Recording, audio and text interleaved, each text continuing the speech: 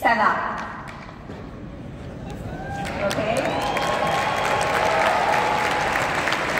Then those who at least, you remain stood, so please, just stand up and remain there. Okay, then join those who have at least 5 children.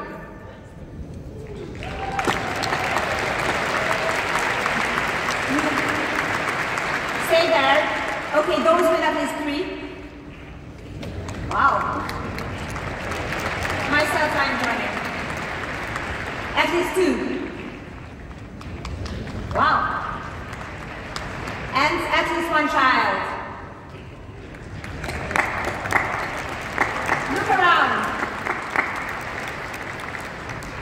So, thank you so much. You can now be seated. But if you look around, then you can think that I can finish my speech right here and now, because you are not the ones to whom I have to speak about the importance of family. Yet this is the topic I'm going to speak about today. But first, let me live up to one of my promises I made many years ago.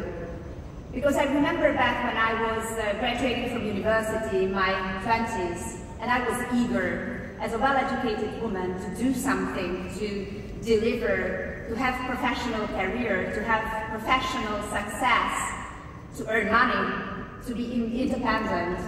I was encouraged to do so. Everybody told me, prove that you are capable, prove that you are at least as good as man, prove your potential, of course your professional potential.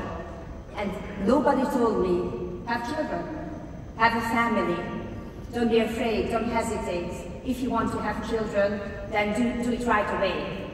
So nobody told me, but luckily enough, or we're privileged enough to make this decision and had our 3 children almost right after university. So now I just turn to those people still at childbearing age who didn't stand up now, but still have the chance to have a family and still have plans about having children. Don't be afraid. Don't hesitate. If you want to have a family, don't run out of time. That would be my encouragement to you all.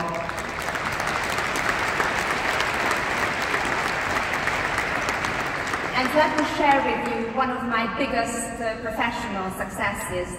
I would like to introduce you a couple and a baby, actually a family already, Agata, young Raphael, and a 2-month-old baby Zoe. Because they were listening to one of my lectures, and then they just heard this message.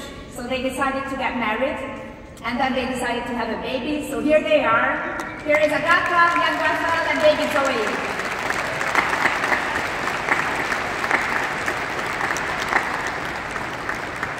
There is baby Zoe, the biggest joy alive.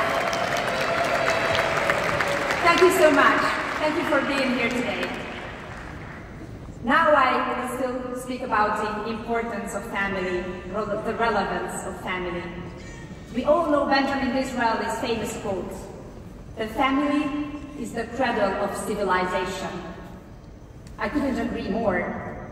But today at the Alliance for Responsible Citizenship, I would like to add 3 more thoughts.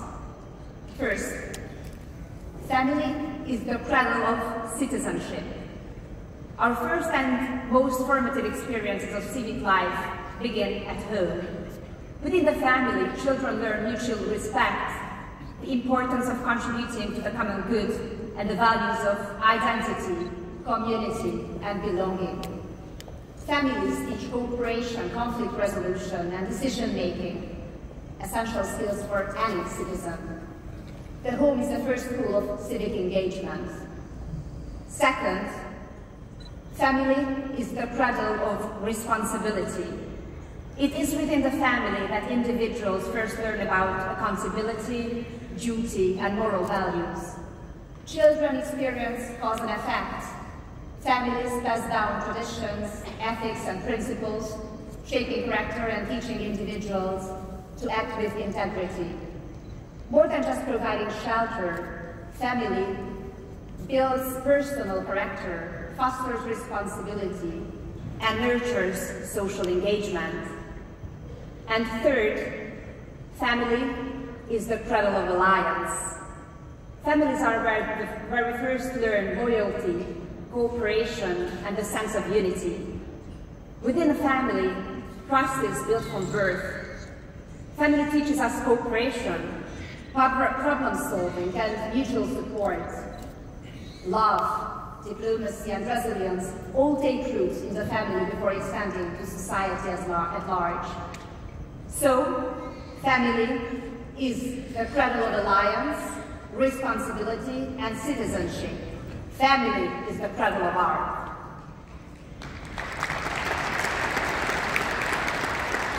Now I would like to speak about the important role of family, a little bit compared to the role of the state.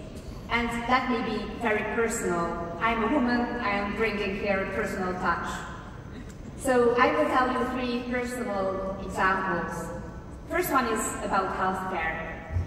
Of course, nobody questions if a well-functioning healthcare system is essential. It is. States should also provide a very well-functioning healthcare system. But then I will share with you my personal story. Our 3rd kid, our daughter, has got type 1 diabetes. In Hungary, she can get the best medical care. She's got a glucose sensor, she has an insulin pump, she also has an excellent doctor. So the medical care is there, and the medical care is very important. Yet, I would say that the only person who gives her complete comfort is her mother. When she's with me, she is really relaxed and she can forget about her condition for a short while at least. We can run out of insulin. The battery of the pump can die, but the mother's battery can never die. The mother's battery should always be charged. And the charger is actually the family. I was often asked how I manage work and family life, how we balance between professional life and family. How is it possible with 3 children? How can we raise the children and have professional life at the same time? My question is always, how is it possible without? How can you get charged without the family? Because for me, family functions as a charger. I go home, get myself unplugged from politics, from public life, but put myself in a charger of my children. The second example is social care. We couldn't argue that in aging societies where there are fewer multi-generational homes, the reality is that we need a strong social care system provided by the state. That's true. It is necessary, but it can never replace the social fabric of the family. Again, let me share with you a personal story. I was privileged to meet all 4 of our grandparents on a daily basis when I was a kid. My grandma's cooking, you wouldn't consider it very healthy now because it was full of gluten, it was full of lactose, all kind of allergens, but it was also full of love. So it was maybe not that healthy, but for us it was the best pet food she offered. And we, the grandchildren, we kept our grandparents healthy, and we kept our grandparents young. And when they were old, all 4 of them, and then when they were very ill, and the healthcare system, the institutions, couldn't provide adequate care anymore, we brought them home.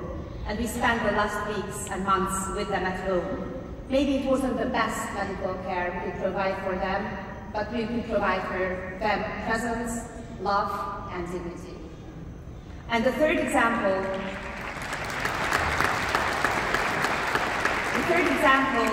is about education. I'm deeply grateful for good schools, for excellent teachers, but family was my first and most important teacher. The family taught me who to trust, how to fight for what is right, how to compromise, what to believe in, and how to protect my integrity. And again, the personal stories with our 3 children. One of the most privileged times of my life were those 6 years which I spent at home as a stay-at-home mom with the kids.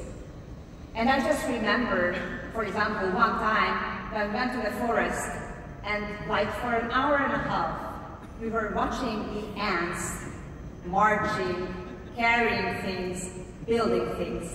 I think only those who experience this, watching something with a child's eyes and really taking your time, just watching something so simple and still so perfect, that is something which really teaches you biology, not only what you teach at school. So I think that is, and these are the classes that you, the S family, can only give to your children. So these are my 3 examples through healthcare, social care, and education, where I say that state is very important, the role of the state is very important, but it can never replace the love of the family and the care of the family. And now I will have 3 very short recommendations for the future. First, I suggest small government intervention rather than big, because government should protect and support freedom, especially the freedom to have a family. As Ronald Reagan said, the strength of a nation comes from the strength of its families. Government can support, but it should never replace the intimate bonds that form the family. Second, we need leaders who understand the importance of family. We need leaders who have faith and descendants, leaders who think long-term, because believers and those with children know that life doesn't end with them, and they make decisions with eternity in mind. Just as Theodore Roosevelt put it, no other success in life, not being president, or being wealthy, or going to college, or anything else, comes up to the success of being a good father. Couldn't agree more, just being a good mother, or at least not that bad mother. And third, let's not idealize nor demonize family life. Family is both struggle and joy. It is not perfect. Its perfection is its imperfection. And we all know reality. Even when marriages fail, tensions arise, illness affects a household, we must uphold the ideal of a loving home for children. Just as Pope Francis wisely said, there is no perfect family. We do not have perfect parents. We are not perfect. We do not marry a perfect person, nor we do have perfect children. We have complaints about each other. We are disappointed by one another. Therefore, there is no healthy family without the exercise of forgiveness. And as closing thoughts, I would just, I just thought about this very, very fashionable expression, longevity. Nowadays, everybody speaks about longevity. So I would ask you a final question. What would you prefer? Would you rather live very long, let's say completely healthy, without any wrinkles, wealthy, but alone? Or would you rather grow old, struggle, suffer at times, having wrinkles reflecting your life experience, and in the meantime be surrounded by a loving family? I hope that our 3 children, your children, and the members of the future generations will choose family. I leave you with a final thought from late Pope St. John Paul II, who said, "The great danger for family life in the midst of any society whose idols are treasure, comfort, and independence lies in the fact that people close their hearts and become selfish." That is what we fight against at heart. Let's open our minds and hearts and become responsible citizens. Thank you so much.